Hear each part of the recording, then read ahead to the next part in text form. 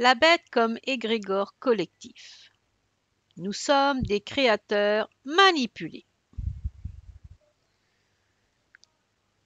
Quand le président français Macron parle de la bête de l'événement, beaucoup entendent un monstre qui viendrait de l'extérieur. Mais si cette bête, en réalité, était créée par nous-mêmes, si c'était un égrégore né de nos croyances, de nos peurs, de notre attention, alors nous ne serions pas des victimes, mais des créateurs manipulés. Premièrement, nous sommes des créateurs. Chaque pensée, chaque émotion, chaque intention est un acte créateur. Individuellement, cela façonne notre quotidien. Collectivement, cela fabrique des réalités entières. Quand des millions de consciences se tournent vers la même image, elle lui donne vie. C'est ce qu'on appelle un égrégore, une entité énergétique issue de l'imaginaire collectif. Deuxièmement, comment la bête naît? À la base, la bête n'est qu'un mot, une métaphore. Mais les médias répètent l'image. Les gens en parlent, en débattent, en ont peur. Des émotions fortes s'y accrochent, telles que l'anxiété, la colère et la fascination. Résultat, la bête se densifie en astral. Et plus on y croit, plus elle devient palpable. Plus on l'alimente, plus elle trouve des ponts vers la matérialité. Troisièmement, le rôle de la manipulation. Rien de tout cela n'est innocent. Les élites, les systèmes de pouvoir savent comment fonctionne l'inconscient collectif.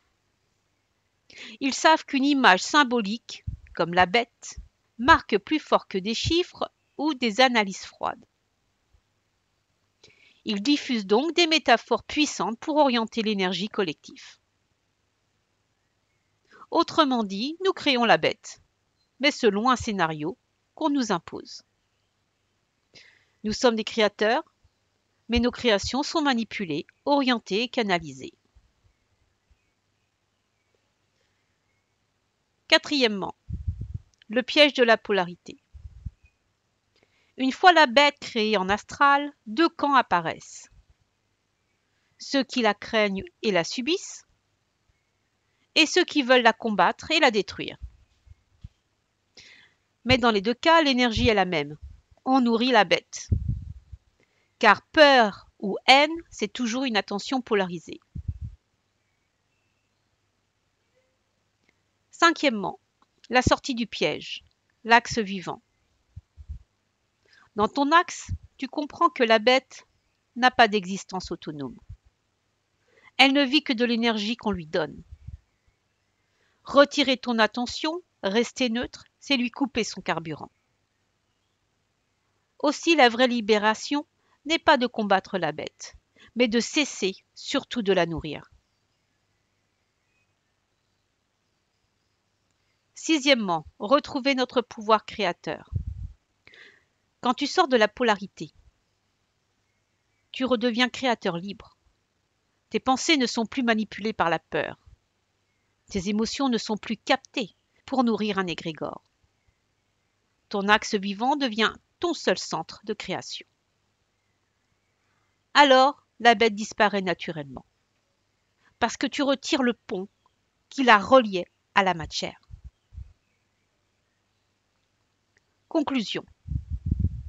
La bête de l'événement n'est pas un monstre extérieur.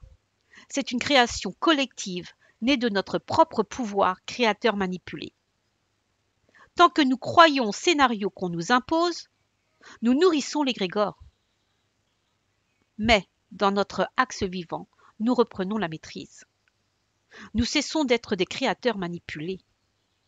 Nous redevenons des créateurs libres. Et c'est là la vraie révolution. Comprendre que la bête n'existe pas par elle-même. Elle existe que par l'énergie qu'on lui offre. Et nous avons à chaque instant le choix de fermer le pont.